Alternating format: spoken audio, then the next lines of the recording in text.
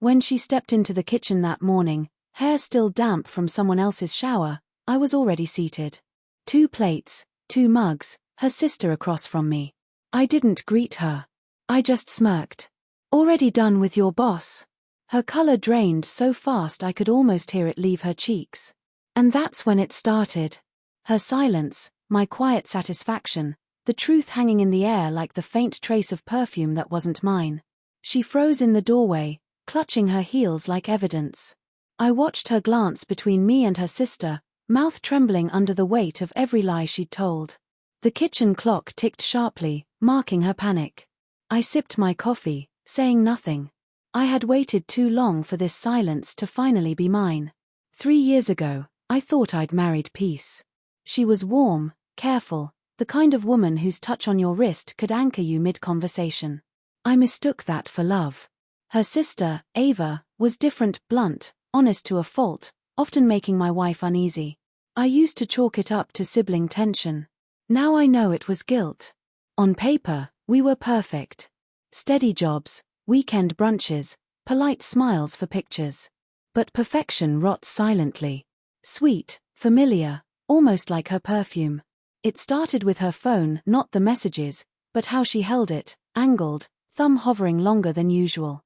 Then came late nights, deadlines, sudden secrecy. I told myself I imagined things, that trust mattered, and checking her phone crossed a line. Until the night she texted, "Helping my sister, will be late." Except her sister was in my living room, asking if I wanted Thai or pizza. Confused, she watched me show her the message. Concern, then anger at herself.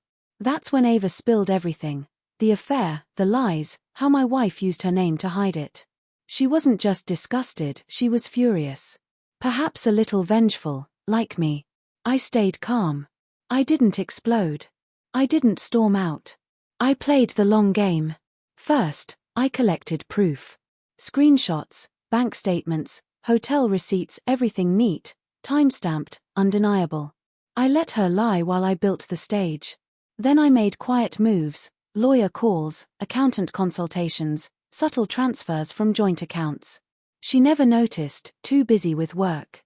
Ava assisted. Angry, meticulous, she became the perfect ally. Twice a week, we met under family dinner pretenses. She helped gather records, contacts, even hotel footage. Revenge is rhythm, I realized, not rage. You wait for the exact moment to strike. The day before, I sent a simple text, "Breakfast tomorrow, just us." She replied with a heart emoji. Funny, in a bitter way. That night, she said she had a work event. I kissed her cheek, wished her luck, and set 2 plates for morning. Ava arrived early, nervous but composed. She had confronted her sister, declared she'd no longer take part in the lies. My wife didn't know. She thought her cover remained intact. When the door opened and she saw us, her world collapsed. Heels dropped, eyes flicked from her sister to me. What is this?" she stammered. I gestured to the table. "Breakfast." Ava didn't speak, she just observed her sister crumble. I slid a folder across the table. Documents, photos, receipts. "You'll want to read these first," I said. She flipped through them, breath-catching.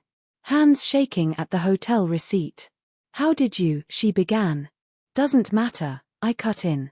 "It's over. So are we." She reached for me. I stepped back. "It's just my boss," she whispered. "Oh, I understand," I said. "You claimed you were with your sister, yet here she is." Her eyes darted to Ava, desperate. "You told him?" Ava stood calmly.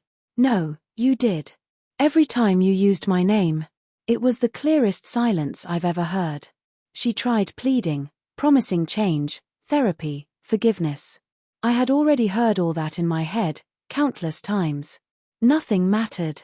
Divorce papers filed. Accounts separated. House in my name. She walked away with nothing but guilt. I collected my jacket. "Enjoy breakfast," I said. As I passed, she whispered, "You planned this?" I paused. "No," I said softly, "you did." 3 months later, she moved quietly. Her boss transferred departments. I sleep well.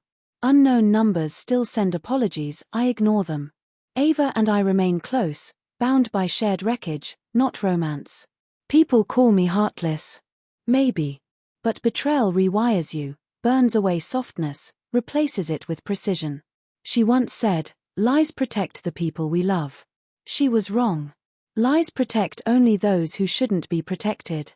I didn't destroy her. I let truth do it. And that morning, when she walked in smelling of him, I realized revenge isn't loud, it's quiet.